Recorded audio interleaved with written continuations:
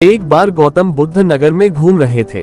तभी बुद्ध ने सुना कि उस नगर में रहने वाले कुछ लोग बुद्ध को बुरा भला कह रहे हैं और बद्दुआएं दे रहे हैं।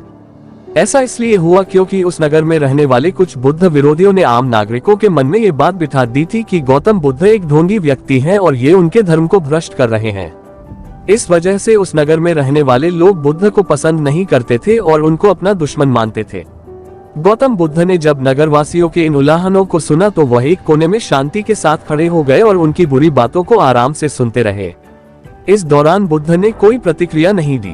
कुछ देर बाद जब नगरवासी बुद्ध को बुरा भला कहते हुए थक गए और चुप हो गए तो गौतम बुद्ध ने उन नगरवासियों से कहा, क्षमा चाहता हूँ, लेकिन अगर आप लोगों की बातें खत्म हो गई हैं तो मैं यहाँ से जाऊँ।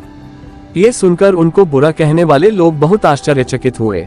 तभी वहाँ मौजूद लोगों में से एक व्यक्ति ने बोला, हम लोग तुम्हारा गुणगान नहीं कर रहे हैं, तुमको उलाहने दे रहे हैं और तुम्हें बुरा बोल रहे हैं। क्या तुम पर इन बातों का कोई असर नहीं हो रहा? उस व्यक्ति की बात का जवाब देते हुए गौतम बुद्ध ने कहा, आप सब चाहे मुझे कितनी भी गालियां दे या कितना भी बुरा कहें, मैं इन्हें खुद पर नहीं लूंगा क्योंकि मैं जानता हूं कि मैं कुछ गलत नहीं कर रहा। इसलिए इन बातों को जब तक मैं स्वीकार नहीं करता तब तक इनका मुझ पर कोई असर नहीं पड़ रहा है। गौतम बुद्ध ने आगे कहा, जब मैं इन गालियों और बुराइयों को अपने ऊपर लूंगा ही नहीं तो ये निश्चित तौर पर आपके पास ही रह जाएंगी और मुझ पर असर नहीं करेगी।